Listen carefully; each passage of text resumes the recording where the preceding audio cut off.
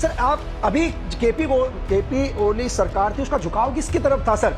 चलो मैं कहता हूं कि उनका पूरा का पूरा झुकाव चाइना की तरफ था। मैं तो ये बोलता हूं आपके चैनल में सर, वो गवर्नमेंट चाइना की थी सर, वो नेपाल की गवर्नमेंट नहीं थी, वो चाइना की गवर्नमेंट थी। लेकिन चाइना की गवर्नमेंट को कौन गिराना चाहता है सर? दुनिया के अंदर कोई तो एक पावरफुल वेस्ट में बैठा हुआ देश है जो नहीं चाहता था सरकार गिरे, ये सरकार रहे नेपाल के अंदर। अब सीआईए ने इस दुनिया के अंदर टोटल सर 60 से ज्यादा देशों की सरकार गिराई है सर, अकेले सीआईए ने। आप हिसाब लगाइए ना सर, पहले अपना क्या कहते हैं श्रीलंका खत्म हुआ, श्रीलंका के बाद बांग्लादेश खत्म हुआ, बांग्लादेश के बाद नेपाल, पाकिस्तान तो पहले ही खत्म हो चुका है सर। 200 रुपए केजी आटा ले रहे हैं वहां पर लोग। तो कहीं ना कहीं इन जंजियों के पीछे भी क्या थी, सीआईए का 100% हाथ है सर। जब मैंने एक ट्विटर पे क्लिप देखा, वो आपका इंटरव्यू था, उसमें आप कह रहे हैं कि आज से 10 दिन 15 दिन 20-25 दिन बाद नेपाल में सरकार बदलने वाली है, आप देख लेना। आप मुझे यह बताइए कि आपको कैसे पता लगा और ये इंटरव्यू है कब का? सर एक्चुअली ये टाइम्स नाउ, वो सॉरी अपने नव भारत टाइम्स में मेरा एक इंटरव्यू था, तो ये आई थिंक दिसंबर का इंटरव्यू है लास्ट ईयर सर। और एक्चुअली क्या है सर कि बहुत सारे लोगों ने इसको बोला 10 दिन पुराना दिन, तो मैंने कल एक इंस्टा में एक रील भी डाली थी रात के टाइम में यार कि 8 महीने पहले का एक इंटरव्यू है, जहां पर मैंने कहा था कि नेपाल की गवर्नमेंट बहुत जल्दी गिर जाएगी और आपको मेरे वर्ड्स याद रहेंगे। लेकिन ऐसा नहीं है सर कि अगर 10 दिन 15 दिन किसी देश की सरकार है सर, किसी का मतलब कोई घर नहीं है कि घर टूट जाएगा 10 दिन 15 दिन के अंदर। किसी देश की सरकार को कोलैप्स होने में, खत्म होने में सालों लग जाते हैं। तो फिर भी नेपाल की सरकार आपने देखा होगा महज 8 महीने में गिरी। तो क्या ऐसे गिरी है सर, पूरी दुनिया ने देखा कि नेपाल के अंदर क्या हश्र हुआ है। एक सरकार गिरना अलग होता है कि यार अपोजिशन या उन्होंने अपने एमपीज को अलग ले लिया और सरकार गिर गया।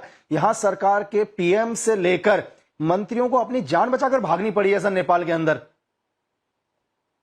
इसीलिए मैंने आपसे पूछा कि ये काफी मेरे लिए भी सरप्राइजिंग था ये जो वीडियो क्लिप है। और आपकी बात बिल्कुल सही है कि जरूरी नहीं है कि अगर आपने कहा 20-25 दिन तो 20-25 दिन में, ये कोई पिज्जा डिलीवरी तो है नहीं कि आधे घंटे में हो जाएगा। बट मैं आपसे ये जानना चाहता हूं कि आपने किस बेसिस पे ये क्लेम किया, क्योंकि ये इतना पब्लिक में आके ऐसा बोलना सर, अगर आई एम श्योर आपने कुछ स्टडी किया होगा, कुछ लोगों से बात की होगी। सर एक्चुअली देखिए सर, क्या है, आपको सबसे पहले ग्राउंड समझना पड़ेगा। अगर आपको किसी भी देश को समझना है तो आपको धरातल बहुत समझना पड़ेगा सर। तो नेपाल के अंदर बहुत वर्क किया है, मेरा मतलब लाइफ बहुत नेपाल के अंदर बीता है। बहुत सारे सोर्सेज हैं, बहुत सारे लोग हैं जो आज भी हमारे लिए काम करते हैं, बहुत सारे लोग हैं जो चाहते हैं कि हिंदुस्तान और नेपाल का रिश्ता बहुत अच्छा रहे। तो वो अगर आपने बोला हो सर, मैंने ऐसा नहीं बोला अगर आपने देखा कि यार नेपाल की सरकार गिर जाएगी, मैंने बोला था सर कि आपको मेरे शब्द याद रहेंगे मैं क्या बोलकर गया हूं। तो यकीनन मुझे लगा था कि नेपाल की सरकार महीने भर में गिरनी चाहिए। तो मुझे अचंभा इस बात का है कि क्यों 8 महीने लग गए। मैंने अपने लोगों से बात करी, ऐसा इसका ये मतलब नहीं कि सर मैं सरकार गिराना चाहता हूं। एक्चुअली क्या, अगर नेपाल को आप देखो, मैं आपको रीजन बताता हूं सरकार क्यों गिरी है या दुनिया में कोई भी सरकार क्यों गिरती है। सर देखो, मैं बहुत बड़ा कोई पॉलिटिकल एनालाइज नहीं हूं, लेकिन धरातल पर काम किया है तो चीजें समझ में आती हैं। किसी भी देश के अंदर कोई भी सरकार बनती है, कोई भी सेंटर में गवर्नमेंट बनती है, एक एमपी है सर, ये आज सबको पता है कि कोई भी मेंबर ऑफ पार्लियामेंट बनने के लिए बहुत पैसा खर्च करता है। ये सबको पता है सर कि बिना पैसे खर्च करे किसी भी देश में कोई भी आदमी मेंबर ऑफ पार्लियामेंट नहीं बनेगा। और उस मेंबर ऑफ पार्लियामेंट का पहला काम क्या होता है, ये हर पार्लियामेंट अपने ऊपर ना ले। जिनको लगता है कि मैं बहुत ईमानदार आदमी हूं तो वो इस चीज को दूर रखें। होता क्या है कि सबसे पहले 20-25-30 करोड़ जो भी उसने पैसे खर्च करते हैं वो उसको रिकवर करता है सर, क्योंकि उसको अगला इलेक्शन भी लड़ना है। नेपाल के अंदर भी, नेपाल में सिचुएशन ये नहीं हुई सर। नेपाल में ओली गवर्नमेंट की सरकार आई तो उन्होंने ये नहीं बोला यार कि हमारा इलेक्शन में जो पैसा खर्च हुआ है हम उसको रिकवर करें। वो अपनी जनता को भूल गए सर। उन्होंने सिर्फ पैसा कमाने की सोची, जहां से आ रहा है पैसा कमाना है। उनको मतलब नहीं है कि नेपाल में जनता भी है, वो लोग भी हैं जिन्होंने उन्हें सरकार में बैठाया है। केपी ओली गवर्नमेंट ने क्या किया सर, जितना पैसा हो सके चाइना से फंड लेना शुरू कर दिया। चाहे वो बीआरआई प्रोजेक्ट के ऊपर लेना शुरू किया, चाहे उन्होंने बुद्धा एयरपोर्ट बनाने शुरू करे, चाहे उन्होंने पूरे नेपाल को चाइना बनाना शुरू कर दिया सर केपी ओली गवर्नमेंट ने। वहां की जनता को नजर आ रहा है, पब्लिक को नजर आ रहा है, धीरे धीरे करप्शन के खिलाफ पब्लिक का गुस्सा बढ़ रहा है सर। मैं आपको यह बताऊं कि उनके होम मिनिस्टर, डिप्टी पीएम पिछले 2 साल से जेल के अंदर बंद थे सर। क्यों थे? वीजा कांड के अंदर। शायद पूरी दुनिया को नहीं पता चल रहा होगा कि यार नेपाल के डिप्टी पीएम 2 साल से जेल के अंदर हैं, उनके ऊपर भी करप्शन के चार्जेस लग रहे हैं। लेकिन करप्शन यही नहीं रुका सर, फिर भी करप्शन लगातार चल रहा है। आप धरातल पर जाकर देखो, लोगों का गुस्सा पिछले 1 साल से इतना ज्यादा गुस्सा था लोगों के अंदर। अगर आपने मेरा प्रोफाइल देखा हो विक्की, तो उसमें एक चीज और मेंशन है, मैं आपको बताऊं सर, कि वहां के उस स्टेटमेंट के बाद, जब मेरा स्टेटमेंट आया था नव भारत टाइम्स के अंदर, तो उसके 2 दिन के अंदर नेपाल के प्रधानमंत्री ने कैबिनेट मीटिंग बैठाई थी सर, इमरजेंसी, कि हमारी गवर्नमेंट सेफ है।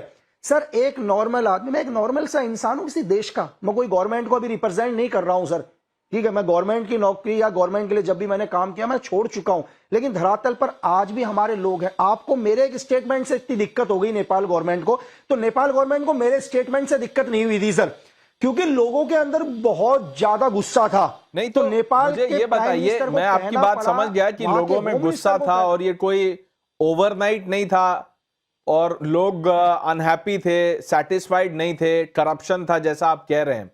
लकी भाई, मुझे ये आपसे समझना है कि आपको ये जानकारी मिली कैसे? क्योंकि अब देखिए, कोई भी सरकार, अगर आप अपने आसपास भी पूछेंगे कि आप अपने लोकल रिप्रेजेंटेटिव से खुश हैं, वो बोलेंगे नहीं मेरा काम नहीं हुआ, इसका नहीं हुआ, उनका नहीं हुआ, या थोड़ा करप्ट है। ये तो एक जनरल सेंटिमेंट रहता ही है। ये आपको, आपने जैसे कहा कि मैंने अपने लोगों से बात की, कौन है ये अपने लोग जनरल? ये जो अभी बोल रहे हैं कि जेन जी प्रोटेस्ट है, इसके बारे में कुछ बताइए, क्या है ये जेन जी? सर नहीं, एक्चुअली जेन जी क्या है सर, इस टाइम चलो युवाओं का हम बोलते हैं कि इस टाइम नेपाल के अंदर भी 60% युवा हैं, लेकिन जेन जी ने अगर एक विद्रोह किया सर, ऐसा नहीं है कि जेन जी ने सिर्फ 36 घंटे के अंदर नेपाल की गवर्नमेंट गिरा दी। आज जगह जगह पर वायरल चल रहा है कि यार जेन जी ने सरकार गिरा दी, कोई तो इसके पीछे होंगे ना सर, कोई तो उनके सपोर्ट में होंगे, कोई तो थे जो उन जंजियों को आगे लेकर आए। मैं उस टॉपिक पर नहीं जाऊंगा कि कौन इनके पीछे थे सर, फिर उस पर एक और बड़ा हो जाएगा कि कौन सा देश, इसीलिए आपसे बात कर रहा हूं, नहीं करना शुरू किया। लकी भाई, आपसे बात ही इसीलिए कर रहा हूं ताकि आप वो जेन जी के पीछे कौन है, वो जेन जी तो नजर आ रही है सड़कों पे रील बनाते हुए, वो हाथ में वो बैनर है, स्लोगन है, इनके पीछे कौन थे? बिल्कुल सर, आप अभी केपी ओली सरकार थी, उसका झुकाव किसकी तरफ था सर? चलो मैं कहता हूं कि उनका पूरा का पूरा झुकाव चाइना की तरफ था। मैं तो ये बोलता हूं आपके चैनल में सर, वो गवर्नमेंट चाइना की थी सर, वो नेपाल की गवर्नमेंट नहीं थी, वो चाइना की गवर्नमेंट थी। लेकिन चाइना की गवर्नमेंट को कौन गिराना चाहता है सर दुनिया के अंदर? कोई तो एक पावरफुल वेस्ट में बैठा हुआ देश है जो नहीं चाहता था सरकार गिरे, ये सरकार रहे नेपाल के अंदर, है ना सर? बोलिए, खुल के बोलिए। आप उन्हीं देशों ने वेस्ट में बैठा लकी जी, आप खुल के बोलिए, ये कौन है? आप क्या अमेरिका की बात कर रहे हैं? सर देखिए सर देखिए, मैं चाहता हूं कि बहुत सारे कि मेरा पर्सनल पॉइंट ऑफ व्यू है सर, जितना मैंने ग्राउंड में रिसर्च किया है, जितने मेरे लोग नेपाल के अंदर हैं, जो लोग मुझसे जुड़े हुए हैं और कई सालों से जुड़े हुए हैं, जो आज भी हिंदुस्तान के साथ चाहते हैं कि अच्छी दोस्ती रहे क्योंकि हम पड़ोसी मुल्क है, वो उन्होंने आज भी बोल रहे हैं कि लक्की भाई आज जो नेपाल में जो सरकार बनेगी वो यूएस सरकार बनेगी सर। मेरी बात समझ रहे हैं आप? आज शायद 3 बजे के बाद जो सुशीला कार्की जो भी वहां की अग्रणी प्राइम मिनिस्टर बनने वाली हैं, तो लोगों का कहना है, मेरे लोगों का कहना है जो नेपाल में बैठे हुए हैं, कि ये जो प्राइम मिनिस्टर बन रहे हैं ये नेपाल, अब इनका झुकाव अमेरिका की तरफ है। तो कहीं ना कहीं से इन जंजियों को जो भी आगे लेकर आए या जिन्होंने इनका सहारा लिया, मैं बोलता हूं कि यूएस, अब सीआईए ने इस दुनिया के अंदर टोटल सर 60 से ज्यादा देशों की सरकार गिराई है सर, अकेले सीआईए ने। आप हिसाब लगाइए ना सर, पहले अपना क्या कहते हैं, श्रीलंका खत्म हुआ, श्रीलंका के बाद बांग्लादेश खत्म हुआ, बांग्लादेश के बाद नेपाल, पाकिस्तान तो पहले ही खत्म हो चुका है सर, 200 रुपए केजी आटा ले रहे हैं वहां पर लोग। तो कहीं ना कहीं इन जंजियों के पीछे भी क्या थी, सीआईए का 100% हाथ है सर। अगर आप मुझसे प्रूफ मांगोगे तो शायद मैं आपको कुछ एविडेंस भी दे दूंगा जिससे भूचाल आ जाएगा सर। भूचाल ले आओ लकी भाई, आप भूचाल ले आओ, आप बता दो क्या है सीआईए पे इतने कॉन्फिडेंटली कैसे बोल रहे हैं आप बोल दीजिए आज। सर नेपाल के अंदर मैं आपको बताऊं, मुझे बोला गया, मुझे 6 महीने पहले मेरे एक सोर्स ने बोला कि लकी भाई अगर तुम नेपाल के अंदर आओगे तो महज 15 मिनट के अंदर तुम्हें उठा लिया जाएगा। नेपाल में आपको पता है सर आज आईएसआई कितना पावरफुल है इस टाइम। आईएसआई, आप बोलोगे यार पाकिस्तान देश खत्म हो चुका है, लेकिन आईएसआई इतना पावरफुल कैसे है? क्योंकि आईएसआई टोटल सीआईए के इशारे में काम करता है सर। आईएसआई को जितना भी एड फंडिंग मिलता है, जितना भी फंड मिलता है पाकिस्तान आर्मी को, टोटल कौन देता है? अमेरिका देता है सर। आप देख सकते हैं 2 बार ही अमेरिका का दौरा कर लिया आसिम मुनीर ने। आज आप हिंदुस्तान के लोगों से पूछो कि यार अमेरिका के चीफ ऑफ आर्मी स्टाफ का क्या नाम है, चाइना के चीफ ऑफ आर्मी स्टाफ का क्या नाम है, मैं तो ये बोलूंगा कि हिंदुस्तान में बहुत से ऐसे लोग होंगे जिन्हें हिंदुस्तान के चीफ ऑफ आर्मी स्टाफ का नाम नहीं पता, लेकिन आसिम मुनीर का नाम आज पूरी दुनिया जान रही है सर। क्यों? ये सोचने वाली बात है ना, एक छोटे से देश के, मतलब जनरल या फील्ड मार्शल का नाम दुनिया जान रही है।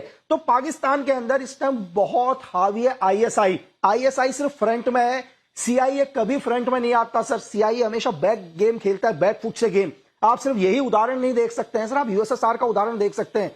जो मुजाहिदीन पूरी दुनिया के अंदर आए, उनको किसने ट्रेंड किया? उसने ट्रेंड किया आईएसआई ने, लेकिन आईएसआई के पीछे था कौन? सीआईए था सर। सेम नेपाल के अंदर जो गवर्नमेंट गिराई है डायरेक्ट तरीके से, हाथ किसका? आईएसआई। उसके पीछे इनडायरेक्ट तरीके से पीछे कौन सा? सीआईए। लेकिन मैं ये नहीं बोलूंगा कि इसमें केपी ओली की गलती नहीं थी सर। 100 की 100% गलती प्रेजेंट गवर्नमेंट की थी, लेकिन प्रेजेंट गवर्नमेंट को गिराने के पीछे ये एजेंसी इन्होंने सारा किसका लिया? लकी भाई, आप इन्होंने ये एक कह रहे हैं आवाम कि का देखिए जनरेशन का पहले सहारा लिया। नेपाल में अभी कुछ दिन पहले तक चाइना की गवर्नमेंट थी और अब नेपाल में अमेरिकन कंट्रोल्ड पाकिस्तान गवर्नमेंट है, क्या ये बोलना सही होगा?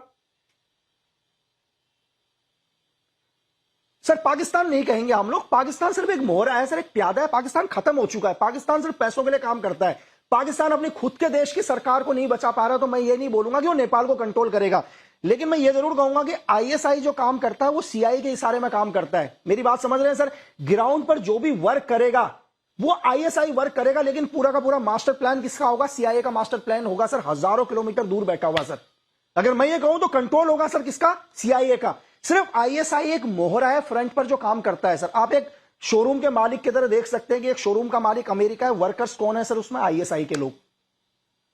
जी, तो लकी भाई मुझे एक बात बताइए, जो जेनजी प्रोटेस्ट जो था और जिसको अब तो उनकी भी पब्लिसिटी इतनी हो गई है, सब जगह बात कर रहे हैं, Nepal, India and beyond world में ही बात हो रही है कि देखिए जेनजी प्रोटेस्ट ने एक तरह से रेवोल्यूशन कर दिया। आप कह रहे हैं कि कोई जेनजी नहीं था, जेनजी एक मोहरा था, सामने युवा लोगों को भटकाया गया, मिसलीड किया गया, क्योंकि इतना मोबिलाइजेशन, इस स्केल पे मोबिलाइजेशन की इतने हजारों लोग आ जाएं और वायलेंस हो जाए और पार्लियामेंट में घुस के पार्लियामेंट आग लगा दें, तो ये तो एक डेंजरस मॉडल है। और अगर इंडिया के बगल में हो रहा है तो इससे हमें क्या सबक लेना चाहिए? हाँ सर देखो, हमारे 24 बॉर्डर ओपन है नेपाल के साथ।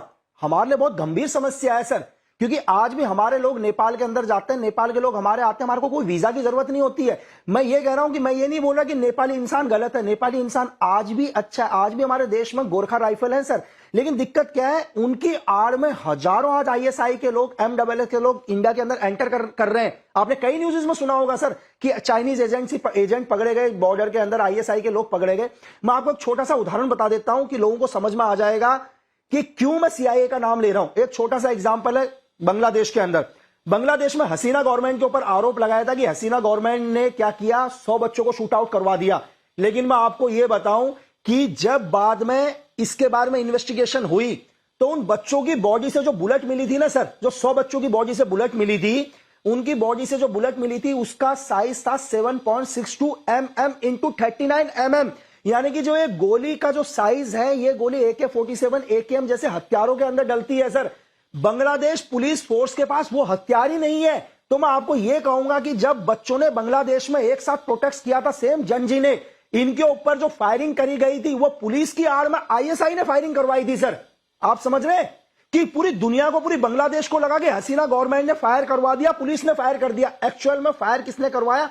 आईएसआई ने करवाया, क्योंकि उन पुलिस की आड़ में बहुत सारे आईएसआई के लोग थे जिनके पास आधुनिक हथियार थे। तो मैं आपको साफ कह रहा हूं कि नेपाल के अंदर जो हिंसा हुई है, अब आप समझ गए होंगे कि इस हिंसा को सीआईए ने तो कैसे बढ़वाया, कैसे आईएसआई ने उन लोगों को फ्रंट में लिया। जब एक ही दिन के अंदर 19 बच्चे मारे गए तो कैसे पूरी प्रॉपर्टीज को, पूरे नेपाल को फूंक दिया सर। एक बात बताइए लकी भाई, आप जब इतना अपने सोशल मीडिया पे और टीवी पे यहां वहां जब बोलते हैं इतने खुल के, तो आपको डर नहीं लगता? आपको फोन कॉल्स नहीं आते? आपको ऐसा कभी डराया धमकाया नहीं किया? करता हूं सर मेरा मेल सर मेरा मेल भर चुका है सर, क्योंकि मैं तो इंस्टा के मैसेज तो देखता नहीं हूं सर। इंस्टा में तो एक दिन के अंदर हजारों 10,000 मैसेज आते होंगे सर, तो उनको देखना पॉसिबल नहीं है। मैं आपको यह भी बोलूं कि जिस चीज के लिए मैंने मेल रखा हुआ है कि यार कोई भी लोग हो सकता है यार कि मैं आपसे जुड़ा हूं, मेरा मेल भर चुका है धमकियों से। लेकिन क्या करेंगे सर, अगर आप मेरा पूरा सोशल मीडिया देखो, चाहे मेरा इंस्टा देखो सर, मेरा FB देखो, मैं बात एक ही करता हूं कि यार आप सिर्फ हिंदुस्तान की बात करो सर, हमारे देश के अंदर आप देश की बात करो। आप इससे सबक लो। आप ये मत देखो कि हमारे पड़ोस में क्या हुआ है, हमारे पड़ोस में क्या हुआ और वो देश क्या भुगत रहा है। नहीं, मैंने हमारे को इससे आपसे सबक पड़ोस लेना में चाहिए, क्या सर। हुआ है वो इसीलिए हमारे को पूछा लकी नहीं भाई, आना क्योंकि चाहिए लोगों कुछ की लोग बातों हैं में। हमारे यहाँ जिसको हम एक इकोसिस्टम बोलते हैं, वो इकोसिस्टम अब ये कह रहा है या इंडिकेट कर रहा है कि बिल्कुल, देखिए वहां हुआ, अब इंडिया में होगा, संभल जाओ। तो उनसे क्या कहेंगे आप? हाँ। सर क्यों होगा इंडिया में? आप मुझे सर आप ये बताओ कि इंडिया में क्यों होगा भाई? हमारे हिंदुस्तान में कौन से हमारे मिनिस्टर करप्शन करके जेलों के अंदर बैठे हुए हैं सर? हमने कौन से देश के अंदर वीजा घोटाले करे हुए हैं? आज हमारा देश एक सुपर पावर देश बन रहा है सर। ये जो लोग बोल रहे हैं कि इंडिया के अंदर होगा, मैं आपके चैनल के माध्यम से यही बताना चाह रहा हूं, यही वो एजेंट है जो वेस्ट के लिए काम करते हैं इस देश में रहकर। मैं आपको 2 मिनट के अंदर समझाने की कोशिश करूंगा, शायद इस देश की जनता समझ जाएगी। भाई आप ये सोचो कि हजारों लोग रोड के ऊपर धरना करते हैं, स्लम के लोग आकर, और वो एक एक महीने तक धरना करते हैं, उनका घर का खर्चा कैसे चलता है भाई? कभी आपने सोचा है अगर लक्की बिस्ट भी 4 दिन काम नहीं करेगा तो मुझे भी मेरे घर का खर्चा चलाना मुश्किल पड़ जाएगा यार। तो वो लोग एक एक महीने तक रोडों के ऊपर बैठे रहते हैं सरकार के खिलाफ। उनके घर में पैसा कौन देता है? आप मेरी बात समझ रहे हैं? वही पैसा देने वाला वेस्ट है जो इन लोगों तक पैसा पहुंचाता है। अगर जो ये लोग कह रहे हैं कि हमारे देश में भी ऐसा होगा, तो हमारे देश में रह जरूर रहे, लेकिन वो आवाज जो है वो वेस्ट की आवाज है सर।